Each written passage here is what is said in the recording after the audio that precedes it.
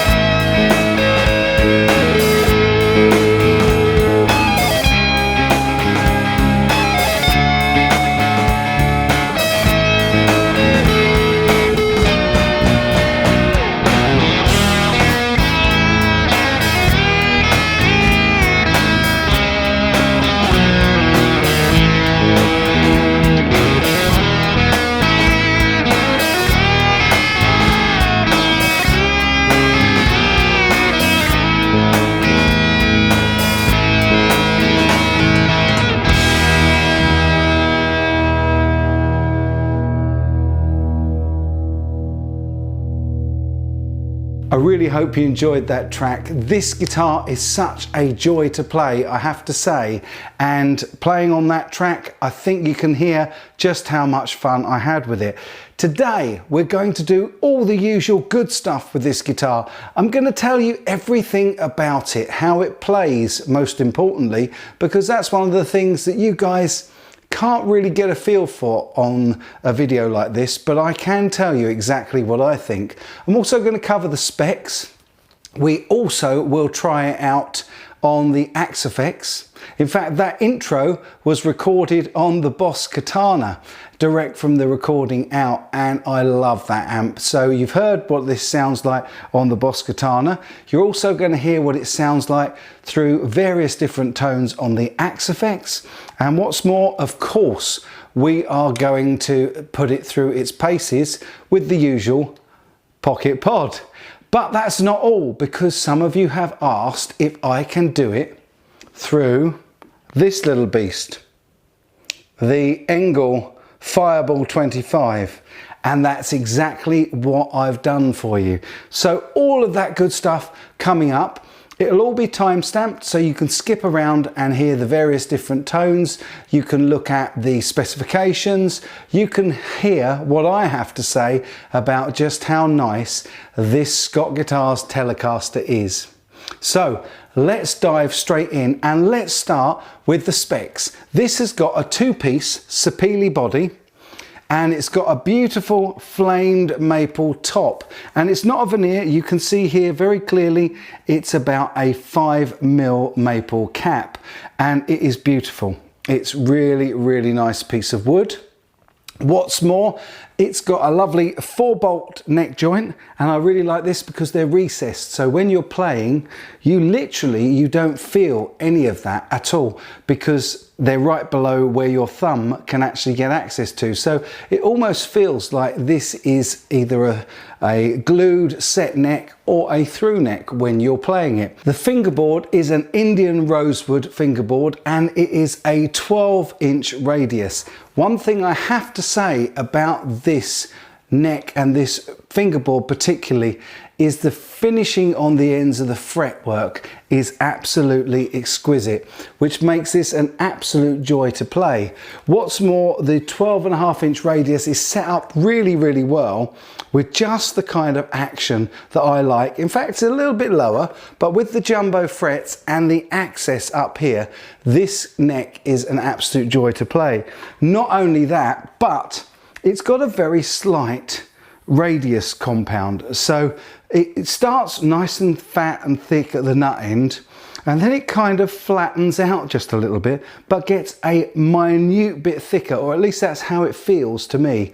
But that shape and the access up here in the final frets really make it a fast and a joy to play. A fast neck really is good to play.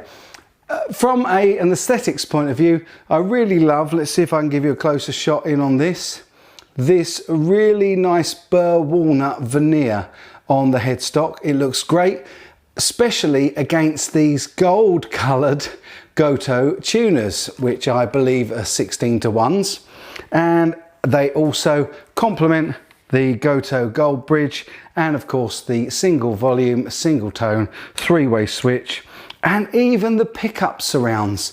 Now we need to talk about these pickups because they are really meaty. These pups are Vanson classic Alnico 2s, and they sound very much like the PAF, the Gibson PAF, patent applied for pickups. They have got just that perfect amount of output that they can really beef up when they need to, but also just backing off just a little touch really cleans up the tone on a crunchy tone. One final thing that I should mention is this nut. This nut, and I'll give you a close-up shot of this, has got two what appear to be little tiny dots on them.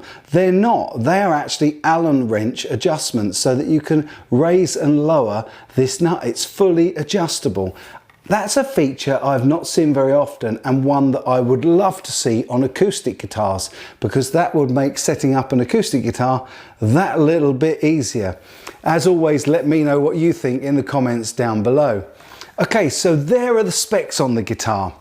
What we'll do next is we will have a little listen to this through the various different modules that I'm going to play it for you through, and we'll start, I think, with the Fireball, the ENGL Fireball 25, because this is such a raunchy, rocky tone, and it just proves that this guitar can, even though it's a Tele, it's got the two humbuckers, and this really can rock out. So let's go and have a listen to the ENGL Fireball 25 with this thing blasting through it.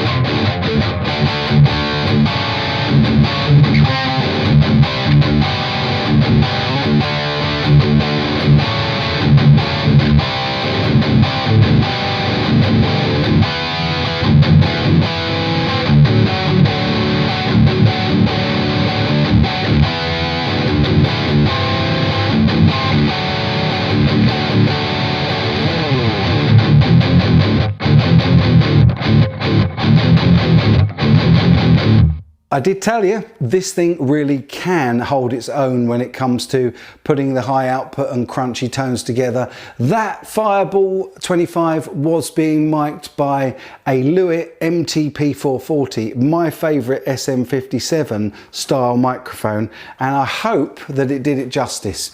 I think it did. It's really just a slightly off-axis tone that I was after there, and I just kept all of the controls of the ENGL just at midday at 12 o'clock, exactly where we did them on the majority of the ENGL demo. So hopefully you enjoyed that. Next up, we're going to try this out through the Axe Effects.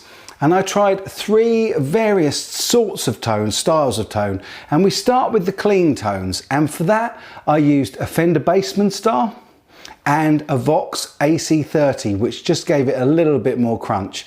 Let's go and have a listen to that.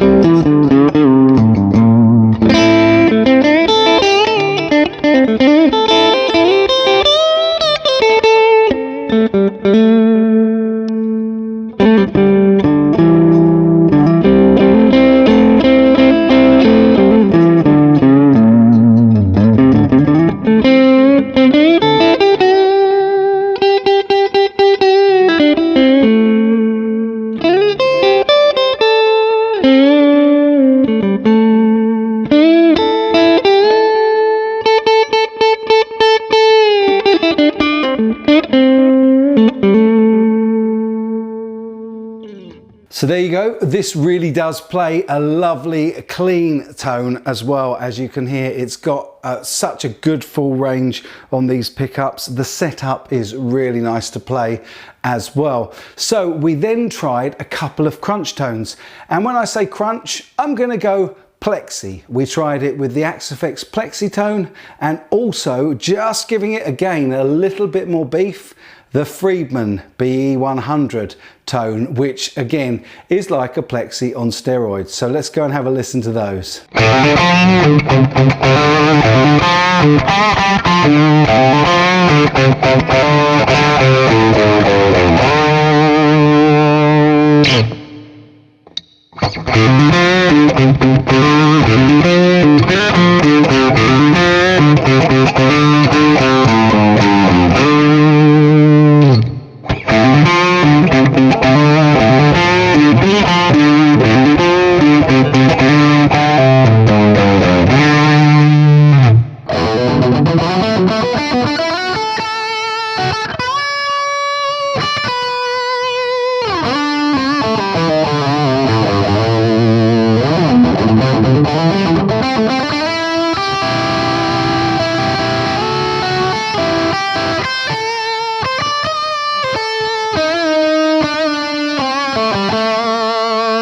So there you can see it works really nicely with the crunch tones on the Axe-Fx. I particularly love that Plexi tone, and of course Friedman always takes the Plexi just that little bit further. And this was an absolute joy to play using those crunchy tones. So next up, I went for the full-on dirt, the distortion channels, and I used for that the Eddie Van Halen, of course, the 5150 model on the Axe-Fx, and then we really beefed it up because we used the Robert Baker tone. Let's go and hear that in action.